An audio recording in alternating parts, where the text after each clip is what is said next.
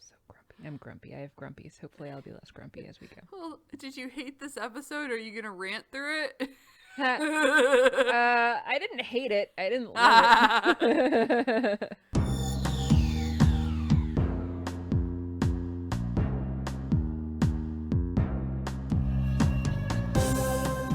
Welcome to Stargatezing, a Stargate gazing podcast.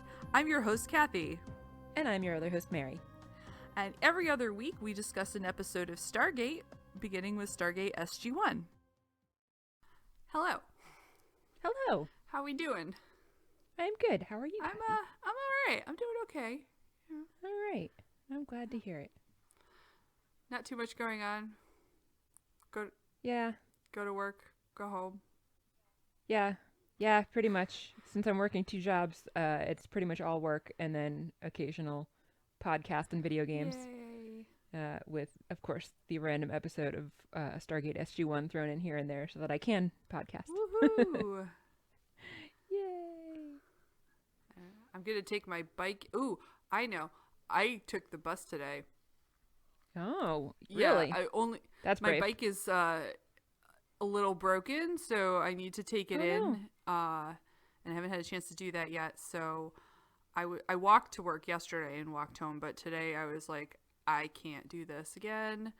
So let me see what the bus is like, because I left early enough that I had the option to get off and walk if I wanted to. Yeah, well, that's good. I learned my limits. I got on the bus. There were two other passengers plus the driver, so I sat in the back away from everyone. Okay, that's not too bad. It was okay.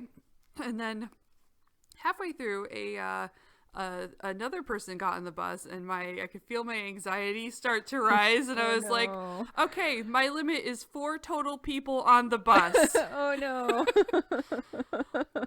It's good to know your limits, though, like you said. I made it through the ride, but I think that the goal is to not be on the bus as much as possible. Yeah, that's fair. My big venture out into public was actually yesterday. I donate platelets once in a while, not whole blood, because my iron tends to be low and I tend to feel awful, but I donate platelets, which is helpful for like cancer patients, and that's like the only place that I go now where there's multiple people, and I'm like, well, if I'm gonna get sick, at least I'm helping to save people's lives in the process of getting sick. So that is like the only place that I will brave being around other people. And that makes me a little nervous too, but I just try to remind myself that it's for a good cause. Yes. I did go to the dentist once, and it was so much anxiety that I don't think I'll do that. I haven't even made a new appointment for mine. I canceled during, the height, but yeah, I wouldn't have gone if I thought that I might have a cavity, and thankfully it turned out that I didn't. I also had a new crown, which I'd never had a crown before, and I thought there might be something wrong with it, and thankfully there wasn't, but I really wanted to go and just make sure. So I did brave the dentist for that. That was like 2 months ago, and that was so anxiety inducing. I hated it. I believe it. I don't think I'll do it again until there's a vaccine. Yeah. Oh man. But yeah. Adventures in pandemic. Yay. So cheerful. Indeed. Just like this episode. Oh yeah. I had mixed feelings about this episode because parts of it were pretty entertaining, and then other parts of it were super depressing. So should we talk about that? Yes, we're talking about Cold Lazarus, which is the 7th episode of the first season of SG-1. Yes. We open on a funky yellow planet. I want to know how bad this planet smells, because the dirt, the soil is such a bright yellow that I've got to think that it's got a ton of sulfur in it. It's the scrambled egg planet. And yeah, so yeah, basically it's got to be super smelly. But what's really nice is that there's all these cool blue crystals around as they leave the gate. So there's an interesting contrast. The artist in me appreciated the contrast of the two colors and thought it was at least kind of pretty, even if it was probably smelly. I wasn't there to smell it. I enjoyed that too. Yes. Teal'c says that he doesn't know what this planet is or what those crystals are. He really doesn't have any idea of what is going on here. Daniel thinks that the presence of those crystals must somehow mean that civilization had happened, because only civilization would have put crystals there at the Stargate, which seemed to be a little bit of a stretch for me. They somehow also knew that the crystals were granite and not volcanic just by looking at them, I guess, which As I've said, I'm a biologist. I don't know a whole lot about geology, so maybe that's a thing, but it still seemed a little bit weird to me. Anyway, all the crystals were broken, but Daniel was trying to figure out if any of the pieces could fit back together, and they were talking about what broke them. So Daniel and Sam were kind of chatting about nerdy science things while Teal'c was standing watch, and O'Neill was just kind of wandering around and checking out the scene. He goes over a little crest and is continuing to look around and sees that there's one last crystal that is not broken, that is still attached to the ground and standing upright. And he kneels down to check it out, and we see all of a sudden a switch in vantage point where everything looks blue, and we're looking at O'Neill head on as though we're looking at him from the viewpoint of the crystal. He reaches out to touch the crystal. We go back to the regular vantage point, and just in time to see a blast, and O'Neill goes flying backwards and is completely knocked out, unconscious on the ground. Womp womp, indeed. Suddenly there's a second O'Neill looking down on his own body, which is weird. He picks up his hat and his gun and looks around a little bit confused, and then hears the rest of the team calling to him. So he leaves his unconscious body behind and goes off to join the rest of the team. Woo! Woo indeed. Then we're at credits. Yes. After which, we switch to the briefing room where the team is talking about their mission, while O'Neill is actually standing away from them and facing away from them and staring into the distance. I didn't understand why no one thought this was weird. Don't know. That he was like restlessly pacing around the room and not Maybe talking. he was just like, I don't care about crystals. I don't care about this science. I don't care about whatever is going on. There was no Gould, so who cares? Yeah, I don't know. Yeah, maybe that's what they chalked it up to. Maybe. So they again talk about how they only found crystals near the gate because they had walked a 10 kilometer radius for that. Oh, I missed that part. I was wondering how far they had wandered. I missed whether That's they said that's that a part. that's a fair amount. That's a good Yeah. distance. Yeah, if they'd gone 10K away, that's 6.2 miles each way. Yeah. So that was a good amount of walking they did. Yeah, good for them. Yeah. Again, they reiterate they only found crystals near the gate as if they'd been gathered and put in place. But again, there was no evidence that the Gould had been there any time recently. But they did take samples of the crystals to kind of do a little bit of science on them. Because they like the science, those scientists. They do. Scientists love their science. While they're talking, O'Neill has a flash of himself. Kind of a flashback. There we go. A flashback. Yeah, I was going to say a flash. O'Neill had a flashback of himself. That makes more sense. Yeah, that was basically the briefing room. The end. Short episode. Ooh, that was fun. There was also an extra mention of, it made a little bit more sense to me here when Daniel explained it further. In the last scene, as I said, Daniel figured that the presence of crystals must mean culture, and I was like, how does that make any sense? But here he did explain that the Greeks valued crystals very highly, and so from that standpoint, that's what he was trying to say, is that maybe they gathered them all here in this one spot because they had a value for them. But that they then did say that there was no evidence of any culture or population on the planet whatsoever. It seemed to be completely abandoned. Yep. We go from there into the locker room. I noticed that we see next to O'Neill's locker, Kowalski's locker is still there and labeled. Yeah. O'Neill opens his locker, puts his coat on, and sees a cigar box at the bottom and pulls that out and starts sifting through some photos and old letters and sees pictures of his son, who we learn eventually that his name is Charlie. O'Neill continues to have various flashbacks of scenes of his life and of Charlie. At this point, Sam comes in and tries to make some small talk with him about his family, but O'Neill is continuing to act really strange and is only giving one-word responses and is pretty deadpan. O'Neill eventually leaves, and then Daniel comes in, and Sam had just said that it was about to turn into the women's locker room, so I guess that rule doesn't apply to Daniel when she What said the that. hell, Daniel? Come Yeah. on. Also, I was wondering if that was like an official rule or if she was just saying that because she needed to get changed and was trying to hint to him that he needed to leave. I wasn't really clear on that, but that's an interesting way to do it. If that is actually how they do it, just have one locker room that they just have like scheduled shifts. Yeah. But also that would seem like you would need to like schedule people's shifts around that, and that would be weird. Yes. Agreed. Anyway, this is where Sam actually learns for the first time that O'Neill is divorced and that O'Neill's son is deceased. Yes.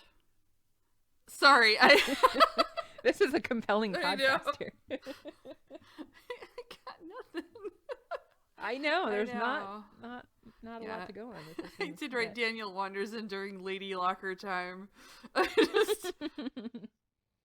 But I think that the death, the information about O'Neill distracted Carter from her mission of getting scrambled egg sand out of her wherever it was. Yeah, because a few minutes later we see them talking in the hall again, and yeah, so I'm gonna combine the next two because they're like Yeah, go for short, it. tiny. Like O'Neill is seen wandering through the base. Teal'c stops him and is like, "I would like to see your world now," and O'Neill is like, "No," Another time. and just takes off. And then, in the vein of walking through the base, Carter and Daniel are too. They're talking about O'Neill. they're being very gossipy this episode. are. I thought that was a little weird because there's like this conversation seems to be continuing for quite a while. Yeah, because they're walking in, and then they head into a lab and continue it while they're doing their examining. But yeah, so they talk about how O'Neill's a pretty private guy, rarely opens up. That's why. Yeah, so they need to make up for that by talking about him behind Yeah. his back since he doesn't want to talk about himself to them. I mean, openly. Carter's curious, you know? She I is. don't blame her. I don't know. Daniel had all this insider info he was holding out on her. He was, yeah. I'm sure that it was on purpose. Yes. So while they're chatting, they do go and check results from some tests on the crystals. The crystal is emitting a low-level EM field, which Carter explains means electromagnetic because Daniel did not know that. And now we know it too. Multi-purpose. Tell Daniel, tell the audience. Good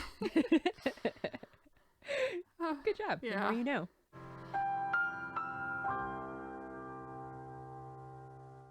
Daniel also goes into detail about the facts behind the death of O'Neill's son, which include the fact that he accidentally shot himself with O'Neill's gun. And Sam appropriately is like, that's horrible. And Yes. Quite Yeah. horrible indeed. And then I think they flip then back to talking about the crystal and its glassy edge, which appears to be melted and would take extreme temperatures. So they start to think about what could possibly have caused that. They realize they've seen a cut like this before. Dun dun dun. Indeed. All this conclusion being drawn from them looking at it under a magnifying glass, Yeah. which I thought was weird because I would think you need a little bit more analytical testing than just a magnifying glass. Also, the fact that Sam is not a geologist, but a physicist, so she doesn't necessarily know any more about rocks than somebody like me, Right. being a biologist. I know nothing about rocks and crystals, but a physicist doesn't necessarily know anything about them either. So it's kind of frustrating to me to see somebody that's just. She's a scientist, so she knows everything that there is to know about science. That's not how science works. You need to have a field of expertise that you specialize in, typically. Yes. I'll get off my soapbox now. Oh, no, you don't have to. I can't be annoyed about the science itself because I don't know anything about rocks and crystals, so I'll just be annoyed about the fact that they don't have a geologist looking at it and that it's just Sam instead. I'll take their word for I Yeah. have to be something to be annoyed about with the science, Yes. right? I'll take their word for it. It looks melty and something did it. So, Next scene, we're at Sarah O'Neill's house. Sarah being the ex-wife of Jack O'Neill. She is working on fixing a car, and we see Jack kind of practicing saying hello to her. All of a sudden, she turns around, and Jack is standing there, and she's like, "Oh, have you been there long?" And Jack is like, "Yes," which I thought was pretty funny. They chat a little bit about why he's there, and Sarah is clearly not at all happy to see him. He looks around with that kind of like vacant expression on his face still, and they keep shifting to like a perspective where everything looks blue. Vision. So, yes, blue vision, exactly. And he tells Sarah that he needs to see Charlie. Of course, this is extremely surprising to her since Charlie has been dead for at least a couple of years now. So she understandably gets extremely upset and asks if he's joking and then runs in the house. From there, Sarah's dad comes back out and tells O'Neill that he's being dumb, but then for whatever reason invites him in anyway. Just likes a friendly face. I don't know. Even Yeah, I don't know. guess so. O'Neill wasn't looking that friendly, I suppose. He was not looking at all friendly, but Yeah. but here we are. And then we're back at Stargate Command. Teal'c is opening the door to his room, it looks like, on base. I wasn't sure if that was his room or just a random bunk because he looked so confused. He did look confused. By the TV. I was like, did somebody gift him a TV? Maybe that was Right. what's happening, but who and why? Right. I don't think it was like spaced out O'Neill as he was leaving the base because he wouldn't show him his world yet. Right, yeah. Somehow I doubt that it was like, I am also an alien and I'm going to give him a gift of a television. He looked really confused. And the reason I kind of think it's his room is because, moments later, Sam and Daniel will burst in. And how else would they know he was there? Yeah, that's a good point too. But I also wanted to know, before we get to Yeah. Sam and Daniel, how did Teal'c know how the remote works? Because he seemed very surprised that the TV was there. He turns on the TV. He watches some, a lot of really Right. alarming things for somebody who might not have ever seen TV before. Yeah, like the news Yeah. and music videos. And he was like covering his ears during Yeah. the music videos, which was pretty cute. But like he's clearly seen screens like that before in other places for like briefings and in the command room, so I wasn't sure why he was so confused about it, first of all. But then second of all, if he had seen a TV before, why would he look so confused? And if he hadn't seen a TV before and was confused by it, then how would he know how the remote works? Wow. Teal'c, man. Maybe we're overthinking Possibly. things. Not that that's a thing either of us would ever No. do. So Teal'c's just standing there with the TV when Carter and Daniel rush into the room, breathless and excited because they're freaking nerds. Teal'c, we need your help. Your world is a strange place. So's yours. And they're like, we need your help. We need your staff weapon. It's totally cool. Don't worry about it. Let's go. So. For alternating scenes, that means I keep getting the depressing ones. Oh! O'Neill's wandering around Charlie's old bedroom, just kind of checking things out. They are talking about Charlie, and O'Neill seems to be continuing to have flashbacks of Charlie when he was still alive. And O'Neill says that he thought he would find Charlie there. Sarah's dad is in the room with him at the time, and O'Neill asks what he should do. And Sarah's dad, whose name is Mike, says that Sarah often sits in there and talks to Charlie, and that sometimes that seems to help her feel better. But then he also warns Jack that she's not actually over Jack yet, so he better not do anything that could hurt her again. Yeah. We see O'Neill continuing to look around, and there's just a whole lot more flashback scenes of happy memories of Charlie and happy memories of Sarah. And then we finally get a longer flashback that's more specific, not just like a slow motion scene of running or playing sports. But this one, Jack runs up to Sarah and kisses her hello, and they're all happy. Sarah says, "Look what came in the mail today," and it's Charlie's school photo. And then all of a sudden, we hear a gunshot.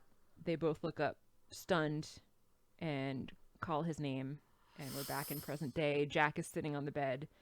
And it's pretty clear from this that is when Charlie died, and Jack is rocking back and forth, holding on to a blanket on the bed. That was that was was rough. Yeah. So going back a little bit, so I was looking around his room too, Charlie's room, to try to like suss out information. Did you see on the wall there was a poster labeled crystals? Oh, what? Oh Yeah. no, I didn't. That's funny. And then the kid had a lot of interest, it looks like, airplanes and baseball and space, and so I don't know.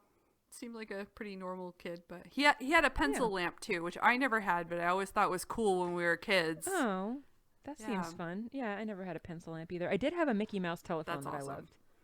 And then I also had a whale, like an orca whale telephone, which I thought was the best thing ever, and it made whale noises when it rang, and I thought it was so cool at the time. I'm pretty sure it's still cool if Still we cool. use telephones, but besides, yeah. But I don't. I just have my cell phone. Ooh, I also did have a crayon-shaped, like a giant coin bank shaped like a crayon, which obviously isn't a pencil, but that's the closest thing I had. Crayons are to more fun than pencil lamp. pencils, but I feel like lamp versus bank is, it's kind of a draw if you're comparing those two items. It's true. And then we're back in the gate room. We're back in Stargate Command, and we are in the gate room as Teal'c is firing off his weapon at some of the crystals, obliterating them. I think people are kind of looking at them like, what? And Teal'c's... And then the alarm goes off. I really enjoyed this scene. And Teal'c's like, did you get permission for this? And they're like, yeah, totally cool, we're nerds, it's fine. What's going on in there? You received permission for me to fire my staff weapon in the gate room? Oh, yeah. Absolutely. Then they're back in the lab sciencing, and it turns out their conclusion is that the energy signatures for Teal'c's weapon and what damaged the crystals are the same thing. So the Goa'uld are the ones who destroyed those items. Dun, dun, dun. Yes. Back at Sarah's house, Sarah is wondering why O'Neill suddenly seems to be taking such an interest in Charlie's things and why he's suddenly seeming to be mourning for Charlie all over again. They talk about how Charlie loved baseball. And suddenly Jack starts talking about how he needs to get back to the Stargate. And Sarah has no idea what he's talking about because that is a top secret project that Jack is not supposed to be talking about. Jack asks her what's wrong and why she seems upset, and she says that she's been crying, and asks what's going on with you, and mentions that she's never seen him as upset as he suddenly seems to be on this particular day, and asks where his she asks where his military bravado has gone, and Jack says he doesn't think he actually has any. And then they're interrupted by a burning casserole. No. Oh no. What does military vibrato sound like? Is that the sound of guns firing? Like yes, exactly. That's even worse. Wow. That sounded nothing. Neither of us sound anything like guns, but sounded even less like guns and even less like vibrato.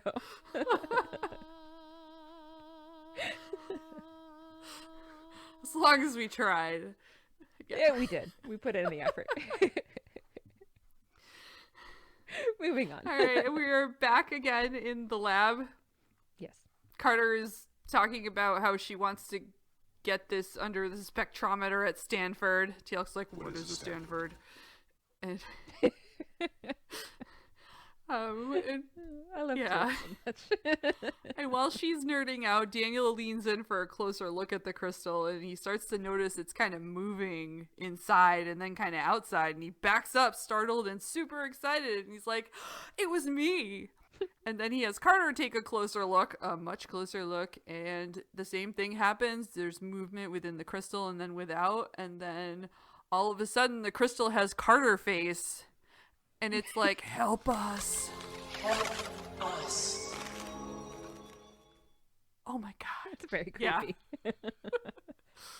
I would not still be in the lab at this point. No. It's just super creepy.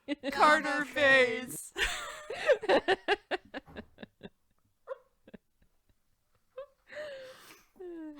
times. Yeah. I guess the next part is pretty, like, it'll get you out of O'Neill duty. Oh, it will get me out of that. All of a sudden we get a warning of an incoming wormhole, an unscheduled incoming wormhole. Alarms are going off and people are freaking out. In the lab, the face is gone and no longer talking, and Sam and Daniel hear the alarm that's going off. We end up going down in the gate room. Someone has used a remote to open the iris, a remote that was given to them for an SG mission. So they're trying to figure out who it could possibly be, since everyone is accounted for as far as they know.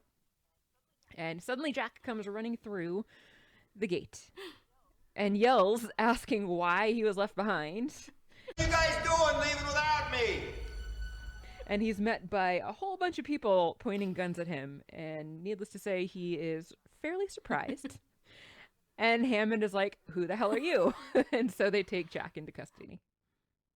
I have to talk about Hammond for a second here because, Yes, of again, course. sort of like in the episode with the virus, I feel like he's a little like, oh, I can't do it. This isn't I don't have any control over what's happening because when they're asking him like, why isn't the iris closed? He's like, oh, someone had a remote. They had the codes. What are you gonna do?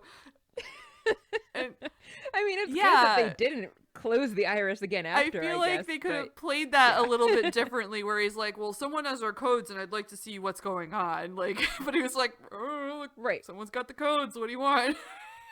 Right, yeah, the Ghoul will have like this amazing technology. You'd think they would probably be able to figure out a way to clone some device, and that Hammond might not be so blasé about, well, they've got the codes. But so... we weren't expecting anyone.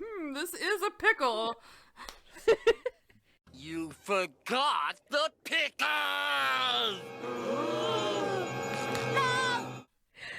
I just had a pickle right before we started recording. I love pickles. I ate ice cream. Pickles are great.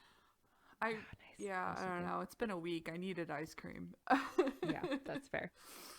I mean, at least they did have the guys there with their guns drawn, so it's not like they just left the gate completely unguarded, assuming, well, he's got a code, so right, that's fine. true. They were prepared. It's just the way he delivered the, like... But yeah, I agree. Up in the meeting room, Sam, Daniel, and Teal'c, and Hammond, and some other random guy that we don't know, watch the captive O'Neill, who is screaming at them via a screen, so he's locked away somewhere. He yells into the camera that he wants to be let out, and Sam looks really entertained by how upset Jack is, which I thought was pretty funny. The random guy says that they are searching the facility for the other person that they thought was O'Neill, and then goes off in order to continue that search. And then we are back with the other O'Neill and Sarah, who are sitting in a park, it looks like. Sarah's basically pleading with him to talk to her, like, because she needs more information about why he's here and what is going on. He says that she was angry with him, and she's a little confused, and he explains that he left her because he thought she was angry with him. And this also makes her a little cranky, like, how is this my fault that you didn't talk to me and made assumptions? Yeah. And she did say she has some anger, which this is all very, like, very, very heavy. It is very heavy, yeah. She said she knew he blamed himself for what happened. Yes.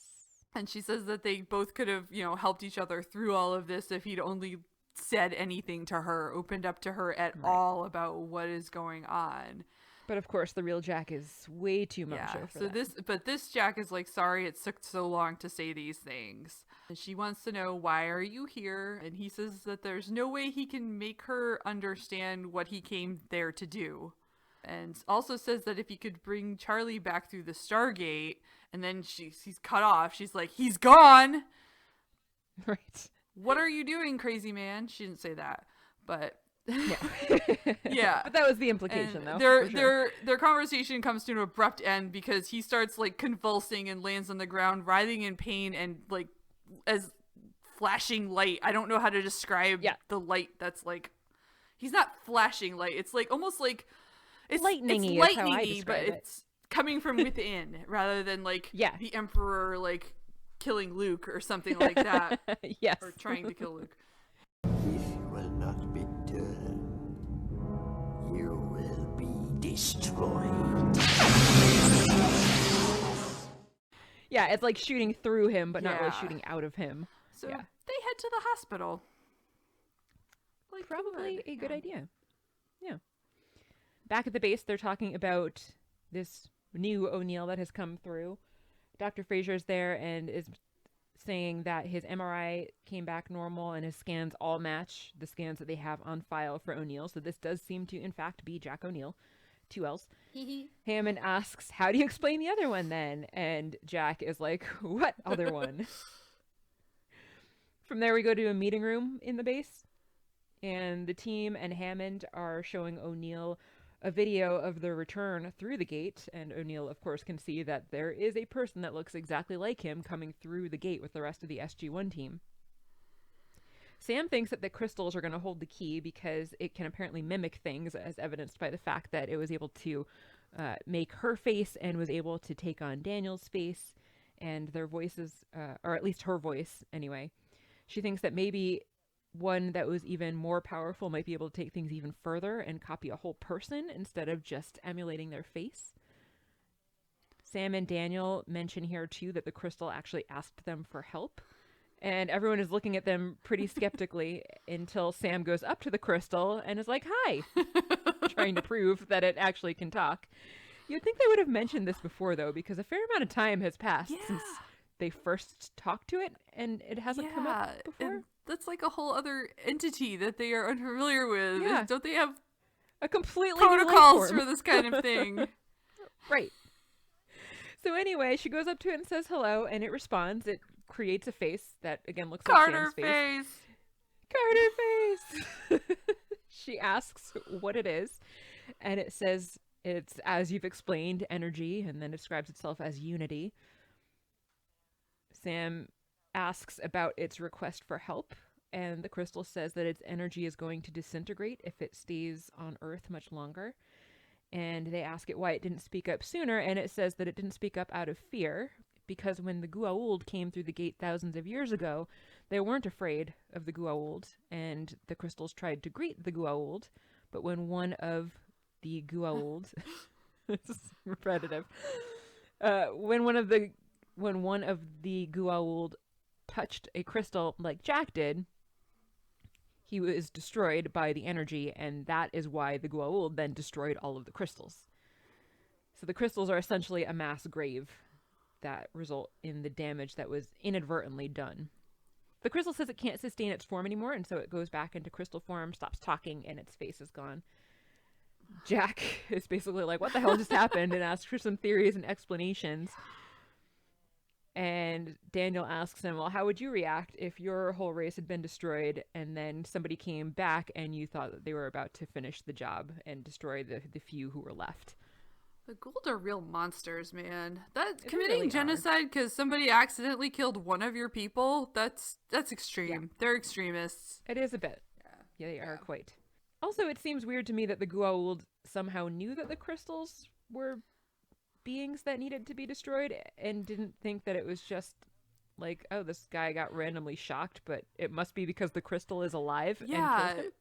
It seems like a bit of a leap. To gather them all together and just like, that's a lot of very deliberate actions and knowledge that it's surprising they had. I don't know. How did they gather them all together without being killed by the crystals? Because if they touch them, they get shocked and or killed. So how did they gather them all in one place? Maybe with like maybe they ringed them all with their ships. I don't know. That. Although if they came through the Stargate, they probably wouldn't have their ships with them. So. Oh right, yeah. So they can't have ringed them all. It must have been like pot holders or asbestos gloves. I'm just trying to think of what kind of designs they'd have on their pot holders. Probably not like flowers or anything like that, like on my pot holders. Crystals. No, that wouldn't be crystals. They could have, I don't know. Yeah. A little while later, in the meeting room still, the other random guy who we had seen before comes in and confirms that the other O'Neill is missing.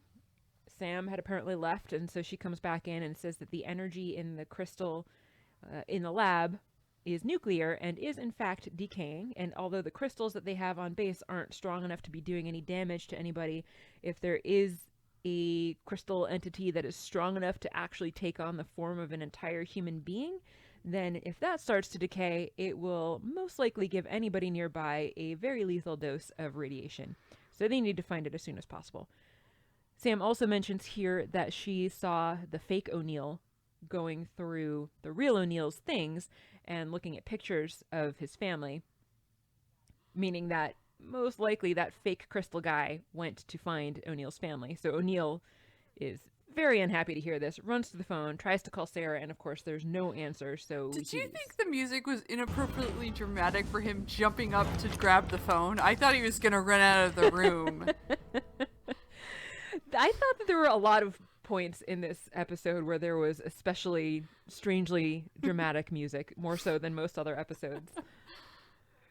So I didn't notice it specifically in this scene, but I did notice it in previous scenes where O'Neill would just be like, the fake O'Neill was like looking around and there would just be this dramatic music, even though he was just literally standing there and staring into space.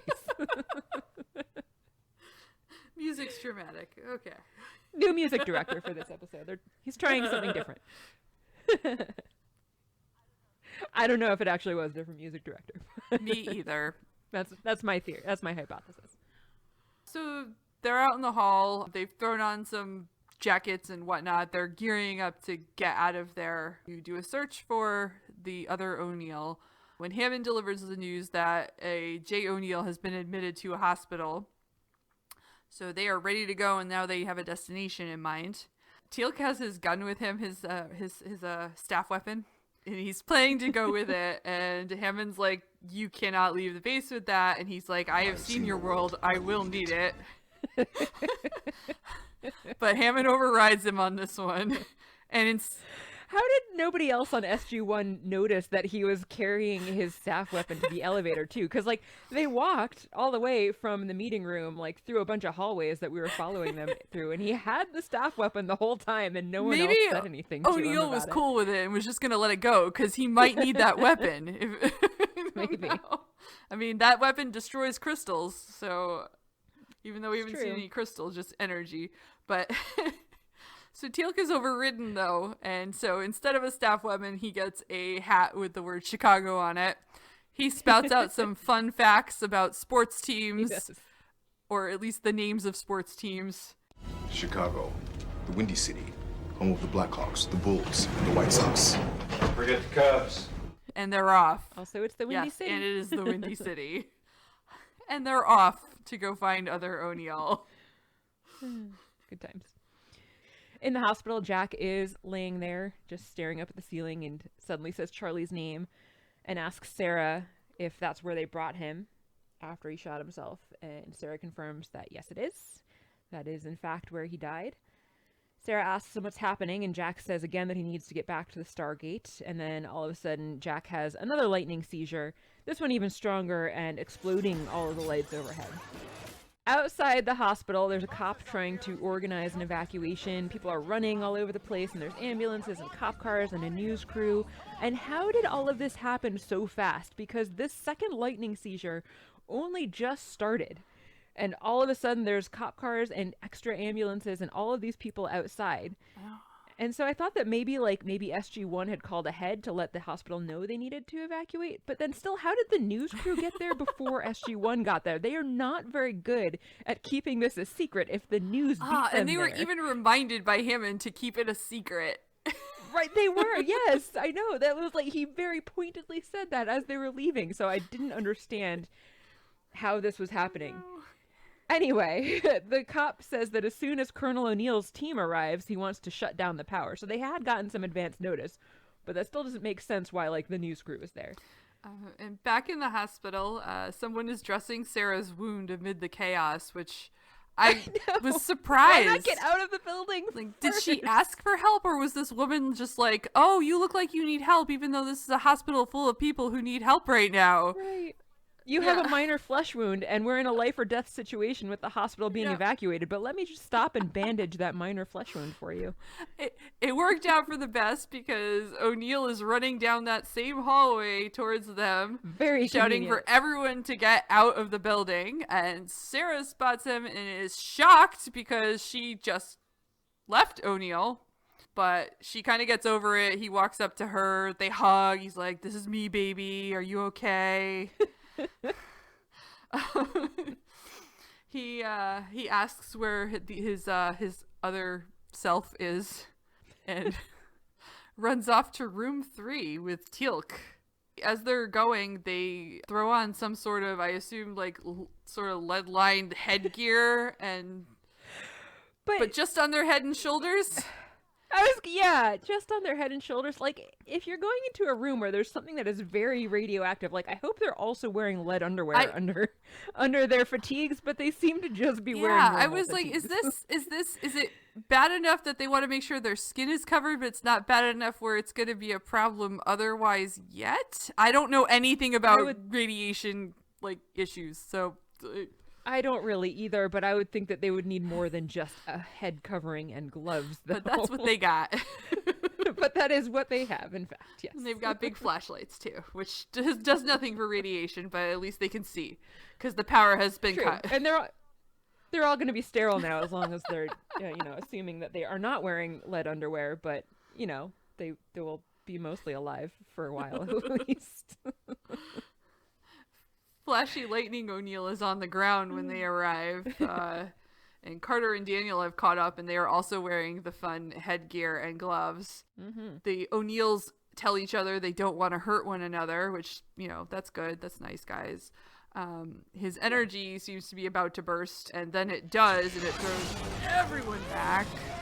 But then suddenly that means the radiation level dropped. Sure. Yeah, and also none of them are damaged by being thrown across the room. So, that's also convenient. That must be some really those they're hoods amazing. Are like super protective. Like, not just a hood, but it gives a force field around their entire body that we don't even see. And they decide they're cool to just take off their coverings because the radiation level's lower for reasons. But yeah, and it's totally not going to suddenly spike again as it has been doing up to this point repeatedly. They're cool. But, it's fine. Yeah, everything's fine. Everything's fine. So there's more chatting between the O'Neills about how they're not going to destroy the Crystal O'Neill and that the Gould is their mutual enemy. And they understand one another. Neither of them are going to hurt each other, and they're not enemies. But they do ask why you've come to this place. And then he goes into a sad explanation. He goes into an explanation about how when O'Neill touched the crystal and was injured, he wanted to heal O'Neill, even though he thought he was his enemy. So that's good. You're a peaceful person. Right. I appreciate that. Don't like unnecessary death. Yeah, that is good. But he was not equipped to actually heal him, and in sort of examining O'Neill's whole person, psyche and whole person, everything about O'Neill, he discovered that his physical injuries were nothing compared to the gaping hole in his heart where his dead son is not. Right. I know. It's so sad. Yeah. And then he figures out eventually that he came through the gate to try to find Charlie and bring him back to heal O'Neill, but only eventually learned through interacting with Sarah and getting O'Neill's memories that it's not possible because death is permanent in our world. Yes. In a way that it isn't on theirs, he specifies. He drops that he's dying, but then he says he couldn't bring Charlie to O'Neill, and O'Neill's like, yeah, he's gone, and he's like, the other O'Neill says, no, he's inside you, and he reaches out his hand to touch him, which sort of felt like a very like E.T. I'll be right here moment for a second. Yeah, I had that same thought. Yeah, but then twist, he turns into Charlie, which I think is a little messed up. I agree. Yeah, I thought that too. I actually even wrote, this seems really mean. Like, what does that accomplish? Yeah, it feels like it's just like pouring salt in a wound to me to do that. While you're at it, why don't you give me a nice paper cut and pour lemon juice on it? I'm gonna call him Crystal O'Neill, Crystal Critter. I don't. The pseudo O'Neill. Pseudo'neill, yes. Pseudo'neill reiterates that they have to go because they need to get back to the Stargate because they're gonna die, and then asks if Sarah is still around. And here again, why does he want to see her, and what does he think it will accomplish if the goal was to like fix them? Right. Also, an issue that I took with this part of the scene is that they gave her no warning that we're gonna have somebody with us that looks like your son but isn't your son. It's Your so deceased messed son? up. It seemed terrible to me. So O'Neill takes little fake Charlie's hand and they go to Sarah, who is clearly extremely shocked and upset, but they do have a moment where they touch hands and they hug. She knows it's not Charlie. How did she, I mean, I guess she knew that he was dead, but like she seems to have a better understanding and grasp on this situation than she should, because she shouldn't know anything about Jack's job, but somehow she understands that this is like not a human being and is like some other higher entity. She also gives O'Neill a hug as they're parting to go to the Stargate. Yeah. So they have a little, oh, we were pretty great together. There's all these things I didn't say, but the other guy said them. So I guess we got some stuff to talk about. I don't think they say that, but they clearly have some stuff to talk about. But yeah. So all of this stuff that the Pseudo'neill said to her is clearly like meant to be real feelings that O'Neill has. Right. That he never expressed. But he's still the same O'Neill with all of his like military bravado, as she said. So even if they at a later date are like, yeah, let's have a little talk, he's gonna be his guarded self again, and right. He's yeah. still the same guy. I feel like nothing will change for them. Yeah. And this was really frustrating to me too, because like they clearly still love each other, and it seems like they both still want to be together, and yet they can't. Well, it's not even that they can't necessarily get over themselves, but like Jack can't get over himself to make it work. And you know, you can never say that a relationship ending is all on, well, I guess you can say sometimes it's all on one person, but I just found this really frustrating for that, because they seemed to still want to be together and they just couldn't. Yeah. So yeah. Last but not least, we are back in the gate room. SG1 and Charlie are there. Jack alone takes Charlie by the hand. They go through the gate. And at this point, I was wondering what happened to the other crystals that were sitting in the lab. Good question. Did they get put back? We don't know, 'cause that's the end of the episode. Yeah. So that's it. That was that episode. That was that episode. That was an episode. It was a very strange mix between the silliness of Carter and Daniel and the heaviness of O'Neill. I mean, I'm glad that they had that levity in there, but it was just yeah. Oh yeah, that was. This would have been a really rough episode without the comic breaks that were happening back on base. So I really enjoyed those parts, but the rest of it was very heavy and depressing, and in ways I'm not typically looking for in my light entertainment that I want at the end of a workday. Yeah. Oh man. So I don't know. I can't say that I didn't enjoy the episode, but I can't say that I did enjoy it either. It was kind of a roller coaster of lots of it I did enjoy and lots of it I really did not enjoy at all.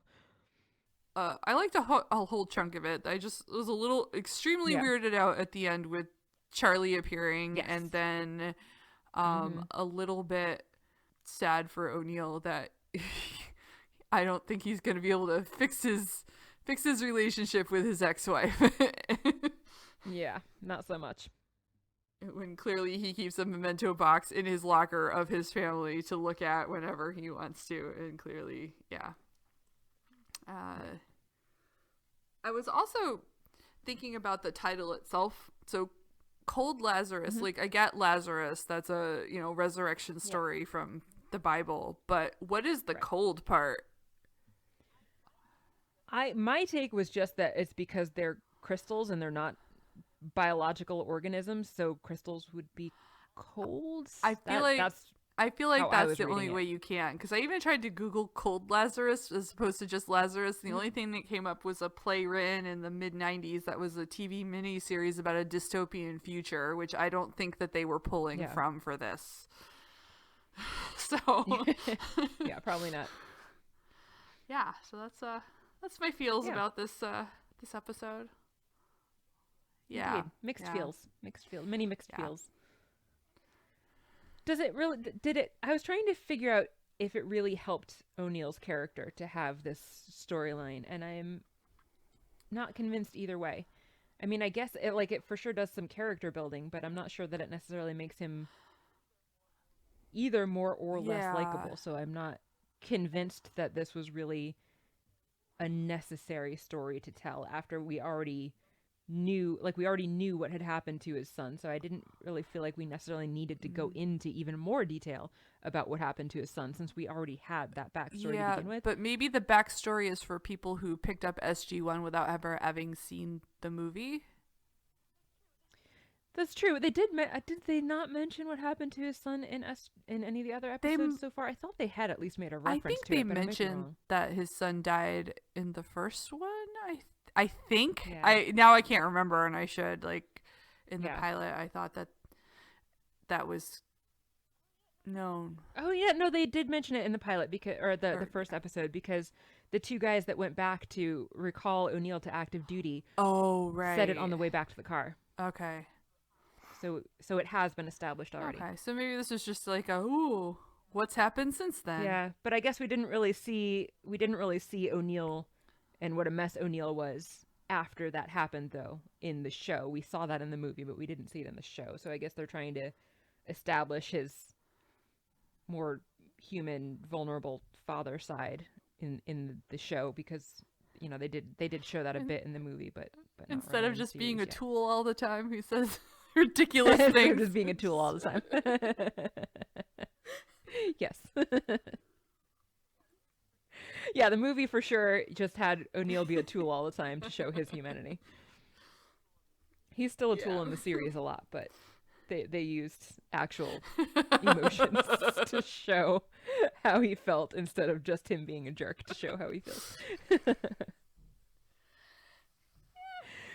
So what are we talking about next? Hopefully something a little bit the lighter. Next episode is episode 8, which I believe is the Knox. Not in my booklet, but on Wikipedia, which seems to have the order that we're going in. So, yeah, which is again the air date, not necessarily the order that they're found in the DVD or various other databases.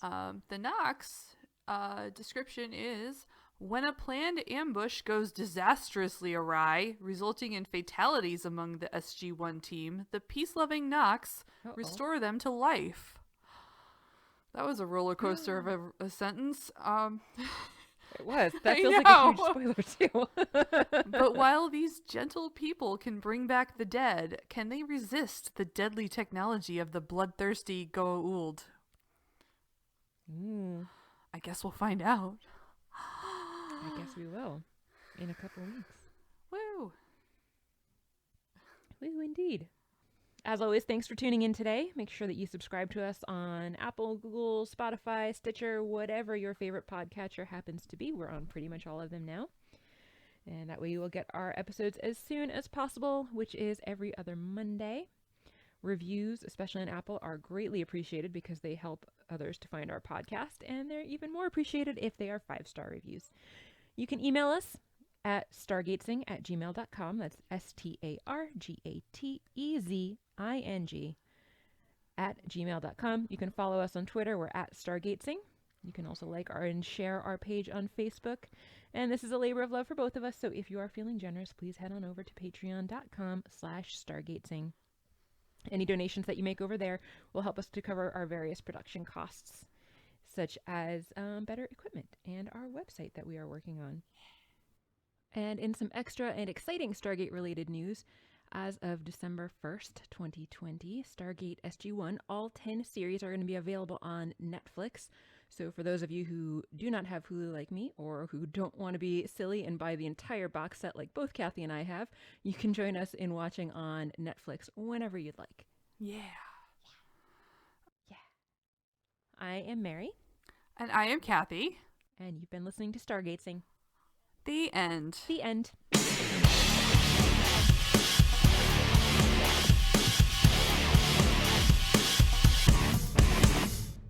I tried to look up the difference between granite crystals and not volcanic crystals, and I was like, this is too much. I am not going to fall down this hole. I'm just going to take it that Carter is, an expert in literally everything.